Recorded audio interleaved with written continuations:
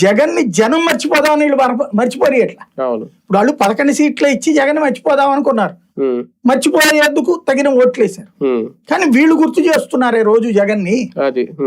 తద్వారా ప్రత్యర్థిని మీరే తెచ్చుకుంటున్నారు, కొని తెచ్చుకుంటున్నారు. అక్కడ ఇదివరకు కమ్యూనిస్టుల పాత్ర ఉండేది, అధికార పక్షంతో కలిసి పోటీ చేసి తర్వాత గెలిచాక ప్రతిపక్ష పాత్ర పోషించేవాడు.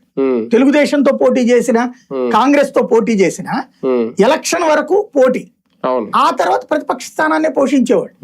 ఆ పని శుభ్రంగా జనసేన బీజేపీకి ఇచ్చుంటే జగన్ సంగతి మర్చిపోయేవాళ్ళు కదా జనము. వీళ్ళు గట్టిగానే ఉన్నదిరా, బాగుందిరా అనుకునేవాళ్ళు కదా.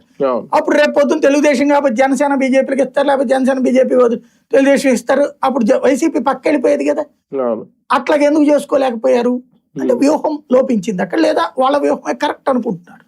అంటే ఇంకోటి మళ్ళీ వీళ్ళ కూటమిలో ఇంకొకడు ఎదగడం ఎందుకు, ఇప్పటికే జగన్ తో చేస్తాను, ఒకడు ఏకమేకై కూర్చున్నాడు, మళ్ళీ మనం ఇంకొక మేకులు తయారు చేయడం ఎందుకులే అనుకుంటూ ఉండొచ్చు.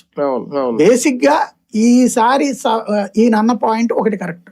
సభ అనేటటువంటిది హక్కు, ప్రజలు ఇచ్చినటువంటి హక్కు, అది బాధ్యత. ఆ బాధ్యత మర్చాడు జగన్ తో పాటుగా వీళ్ళు. 2019, 14, 19 అతను ప్రతిపక్ష పాత్ర పోషించాడు. అప్పుడేం బైకాట్ చేయలా అతను ప్రతిపక్ష. అదే ఆయన 23 మందిని తీసుకున్నారు కదా, అయినా నేను అనేది అతనికి ప్రతిపక్ష పాత్ర ఉన్నప్పుడు చేశాడు. ఈ దఫా ప్రతిపక్ష స్థానానికి సంబంధించిన నిజంగా వీళ్ళకి చిత్తశుద్ధి అనుకున్నాం.